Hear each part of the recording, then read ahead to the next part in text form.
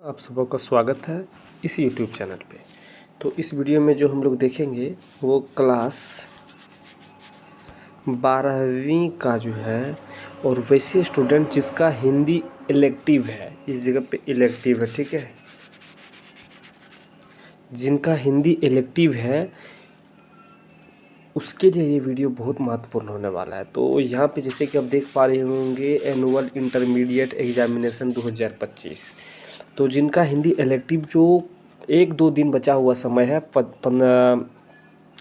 है ना, 1-2 दिन जो बचा हुआ समय है, जिसमें से 15 आप कह सकते हैं 15 फरवरी को जो एग्ज़ाम है उसमें ये प्रश्न आने की संभावना अधिक है। ठीक है, तो वीडियो को आप लास्ट तक देखने का प्रयास कीजिएगा। वीडियो अच्छा लगे तो एक प्यारा सा कमेंट कीजिएगा और दोस्तों के पास शेयर ज़रूर कीजिएगा। तो चलिए हम लोग बिना समय गवाए हम लोग हिंदी इलेक्टिव का कुछ MCQ प्रश्न और कुछ सब्जेक्टिव प्रश्न को देख लेते हैं। अगर वीडियो लंबा हो तो आप लोग वीडियो को लास्ट तक वॉच करने का प्रयास कीजिएगा। ठीक है, तो चलिए बिना समय गवाए हम लोग चलते हैं क्वेश्चन के ऊपर। तो सबसे पहले हम लोग MCQ प्रश्न को देख लेते हैं, मल्टीपल चॉइस क्वेश्चन हम लोग इसमें देख लेते हैं। तो पहला, जैसे कि आप देख पा रहे होंगे, शुक्ल जी जब काशी बारात में गए थे, या शुक्ला जी जब काशी बारात में गए थे तो किस लेखक के घर को देखा था? तो किस लेखक के घर को देखा था? ऑप्शन यहाँ पे दिया गया है। ठीक है, ऑप्शन यहाँ पे दिया गया है, आपको कमेंट करना है। अगर आप सबको आता हो तो धड़ाक से कमेंट कीजिए, नहीं तो आंसर सुनिए केदारनाथ। कौन सा लेखक? केदारनाथ। ठीक है, चलिए नेक्स्ट क्वेश्चन को देखिए। आगे दिया गया, कहता है वार्षिकोत्सव का मुख्य आकर्षण कौन था? तो वार्षिक उत्सव का मुख्य आकर्षण कौन सा? अगर आपको आ रहा है तो कमेंट कीजिए, नहीं तो आंसर लीजिए। ठीक है, तो इसका सही आंसर क्या हो जाएगा? बालक। कौन सा था? बालक था। ठीक है, जो ऑप्शन नंबर 4 में दिया गया है। संवदिया का क्या नाम था? तो संवदिया का क्या नाम था? तो आता हो तो कमेंट कीजिए, नहीं तो फिर से आपने यहाँ से आंसर लीजिए। तो क्या नाम था? हरगोबिंद। हरगोबिंद, जो ऑप्शन नंबर 2 में दिया गया है। ठीक है, लोमड़ी का शेर के मुंह में स्वेच्छा से चले जाना क्या कारण था? तो लोमड़ी का शेर के मुंह में स्वेच्छा से चले जाने का क्या रीज़न था? तो रीज़न था रोजगार का दफ्तर। क्या था? रोजगार का दफ्तर, जो ऑप्शन नंबर ये में दिया गया है। एक अच्छे साहित्य का प्रमुख कर्तव्य है। तो एक अच्छे साहित्य का प्रमुख कर्तव्य क्या है?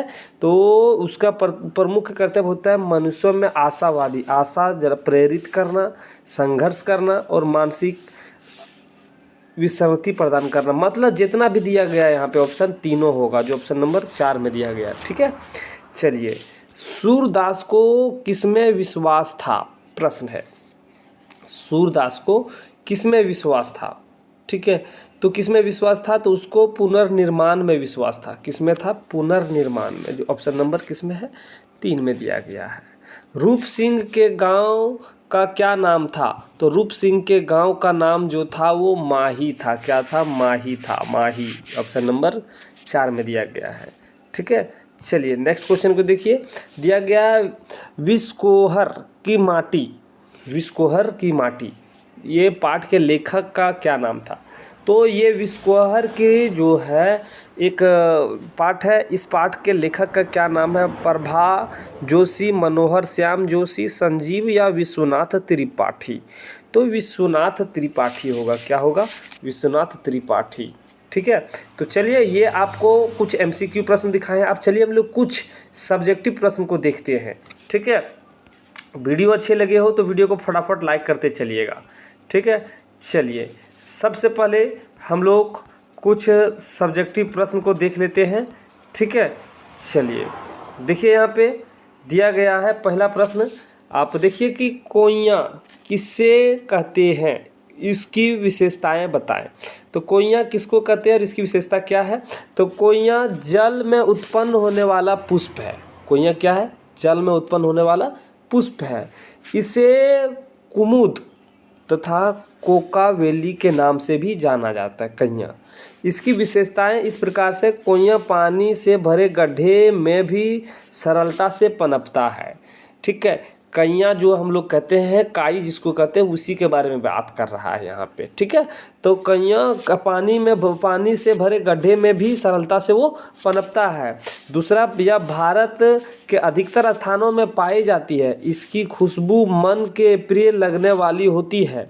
ठीक है, और यहाँ पे देखिए दिया गया, शरद ऋतु की चांदनी में तालाब में चांदी की जो छाया बनती है वह कोइयों की पत्तियों के समान लगती है। ठीक है, तो इस प्रकार से आप लोग कैया क्या इसकी विशेषता को लिख सकते हैं।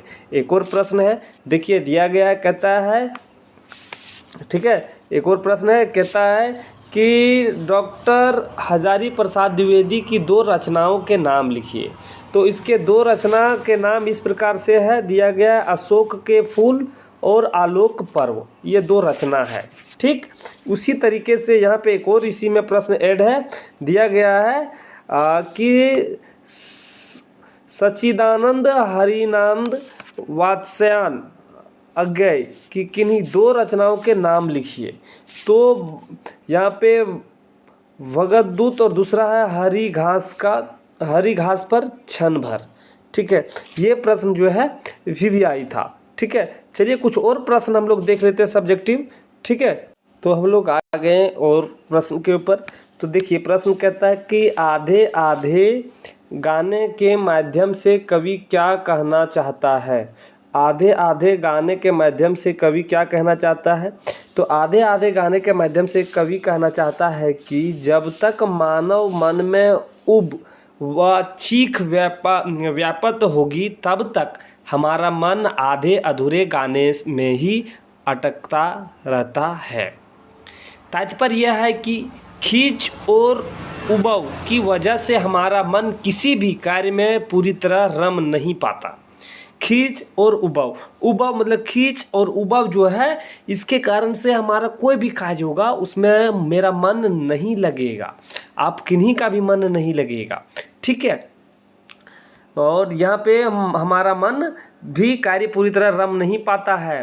फिर प्रश्न इसी में दिया, इसका आंसर और भी आप इसमें लिख सकते हैं कि उल्लासित मन से, उल्लासित मतलब हौसला मन से ही हम पूरा गाना गा सकते हैं। मतलब कि उसके प्रति पूरा एकदम डूबेंगे नहीं, रमेंगे नहीं, तब तक गाना नहीं गा पाएंगे। अतः मन का साफ अर्थ है प्रफुल्लित होना आवश्यक है। और मन अगर कुछ भी सीखने के लिए, कुछ भी चीज़ को याद करने के लिए आपका मन उत्साहित होना, प्रफुल्लित होना बहुत आवश्यक है, तभी आप कोई भी चीज़ को सीख पाएंगे।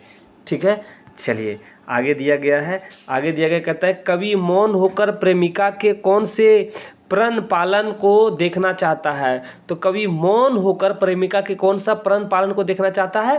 तो प्रेमिका सुजान के इस प्रण पालन को देखना चाहता है कि वह कब तक उसकी पुकार सुनकर अनसुना करती है। कवि को लगता है कि सुजान ने चुप्पी साध लेने का प्रण किया हुआ है, इसीलिए क्या है, इसीलिए वह उसकी ओर ताकती तक नहीं है। कवि को विश्वास है कि उसका मौन ही उसकी प्रेमिका की चुप्पी का जवाब है। ये सभी प्रश्न जो भी हम आप सबों को बताएं, ये सभी प्रश्न, क्योंकि वीडियो लंबा हो जाता है, एक इसे वीडियो इसलिए हम शॉर्ट बनाते हैं, क्योंकि इससे जो एक वीडियो अपलोड किए थे जो 18 मिनट का वीडियो हम सब बना दिए, लेकिन उसके ऊपर देखें कि उतना व्यू उतना कुछ नहीं आया उसमें, है ना, इसीलिए वीडियो लंबा नहीं, अब जो 10 से 12 मिनट के वीडियो ही रखेंगे। तो चलिए वीडियो को हम लोग यहाँ पे समाप्त करते हैं। ठीक है, वीडियो समाप्त करने से पहले वीडियो अच्छी लगी हो और जब तक परीक्षा नहीं हुआ तब तक आपको अच्छा कंटेंट प्राप्त करना हो तो चैनल को सब्सक्राइब कीजिए, वीडियो को लाइक कीजिए और वीडियो अच्छा लगे तो एक प्यारा सा कमेंट आप ज़रूर कीजिएगा। तो चलिए वीडियो को हम लोग समाप्त करते हैं, फिर मिलेंगे नए पार्ट नए सब्जेक्ट। आपसे अलविदा लेते हैं। जय हिंद।